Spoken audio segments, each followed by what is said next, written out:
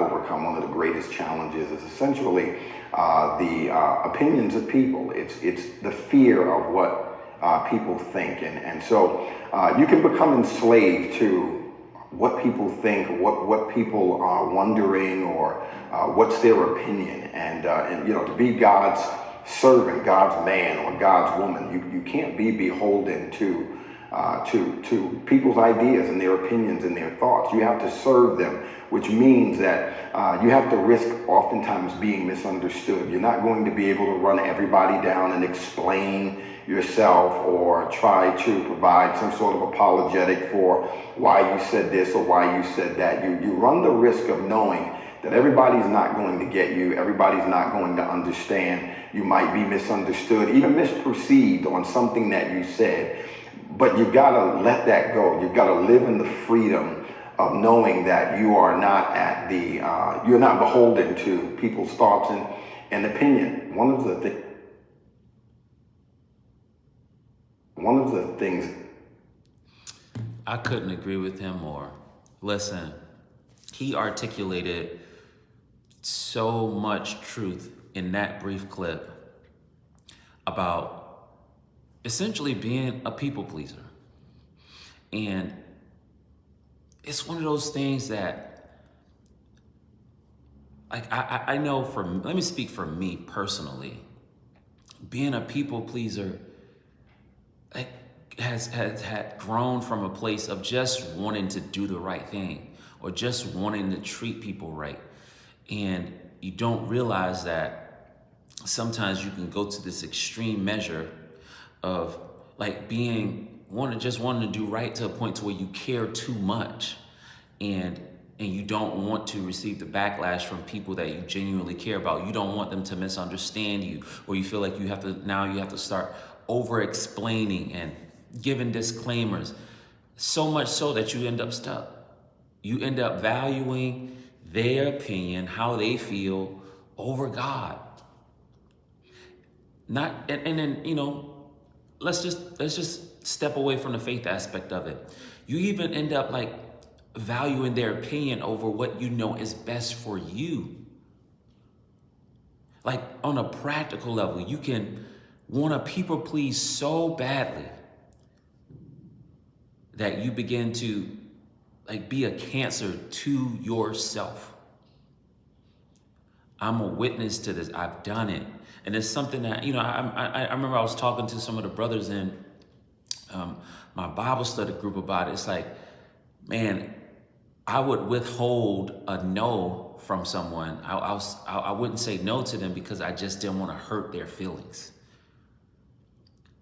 And they were just, they understood. But they were advising me like, hey, you telling them yes when you should be telling them no is really showing your lack of trust in God, that no matter how they respond, that God has you. And I'm telling you, caring and valuing people's opinion will have us stuck, will keep us from doing God's will cause us to be a cancer to ourselves, to our families, to our true friends. We have to stop caring about people's opinions and how they feel to a degree that have us stuck. Like I said, that is one of the most freeing videos I've watched or reacted to in some time, because he's literally saying you cannot be God's servant. You can't do God's will. I mean, and I'll go further. You will be a cancer to yourself, to your purpose, to your passion, to your gifts, to your time, to your life, if you care and value people's opinion more than you should. And that's something that I've done, and I have to be prayerful. Like I'm not shooting it to you like I just don't care. Like I just have this innate ability to not care about anything about what people say. No, this is something I bring to God. Like, Lord, help me to understand that even if those who I see and deal with on a regular basis, even if they don't rock with me, help me to find peace and satisfaction in knowing that I've done the right thing, you know? And that's the place that we should be striving for. Think about it from the standpoint of, you know, of living for someone so much of your life, right?